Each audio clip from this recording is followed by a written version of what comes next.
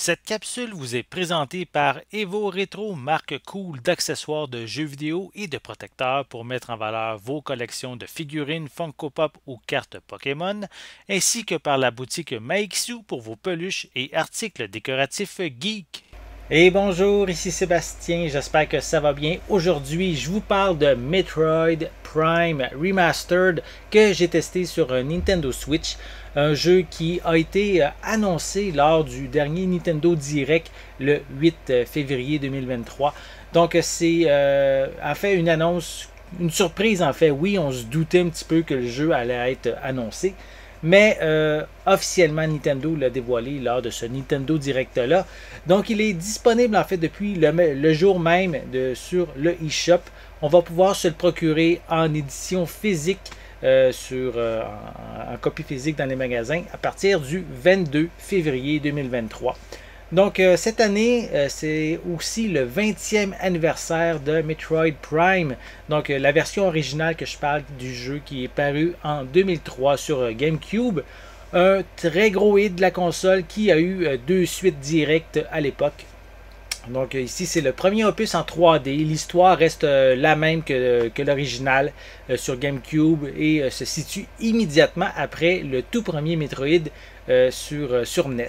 Donc ici, on a Samus Aran, la chasseuse de primes, qui débarque sur la planète Talon 4. Un environnement hostile avec une matière inconnue qui détruit la faune et la flore. Donc elle doit explorer ça. On a également aussi de notre côté des pirates qui veulent exploiter et coloniser la région. Donc une histoire qui n'est pas nécessairement très complexe, mais qui demeure très efficace. La nostalgie est bien présente lorsqu'on y joue sur Switch. L'ambiance est toujours inquiétante, impressionnante en même temps. L'aventure réussit encore une fois à nous tenir en haleine du début jusqu'à la fin. C'est un réel plaisir à explorer la planète, scanner notre environnement pour trouver de l'équipement ou en apprendre plus sur les créatures et la culture. J'ai pas trouvé de longueur au cours de la quinzaine d'heures pour arriver à la finale.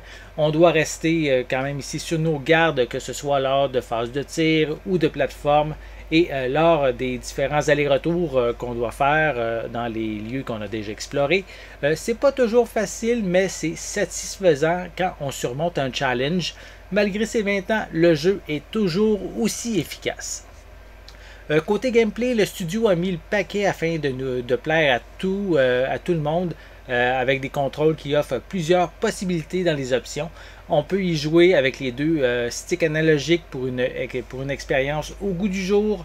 On peut utiliser les pointeurs pour se rapprocher de l'expérience de Metroid Prime Trilogy sur Wii. Il y a également un mode hybride où l'on combine les contrôles classiques et ceux par mouvement par la visée. Et on a également l'expérience classique qui ressemble beaucoup à celle sur GameCube. Visuellement, l'amélioration graphique en HD est superbe. Les développeurs de Retro Studio ont su bien optimiser leur travail pour aller chercher toute la puissance que la Switch peut offrir. Vraiment, c'est assez impressionnant. Offert en plusieurs langues, notamment l'anglais et le français, Metroid Prime Remaster est toujours une perle qui va plaire autant aux joueurs d'antan qu'à ceux qui vont le découvrir pour la première fois. Ici, j'espère que Nintendo va proposer un traitement similaire pour les deux autres volets afin de patienter avant l'arrivée de Metroid Prime qui est actuellement en cours de développement. Donc j'espère que vous avez aimé cette vidéo. Si c'est le cas, n'hésitez pas à mettre un pouce en l'air, à laisser des commentaires. Dites-moi, est-ce que vous êtes fan de Metroid? Est-ce que vous êtes fan de la version 3D? Dites-moi qu'est-ce que vous en pensez dans les commentaires.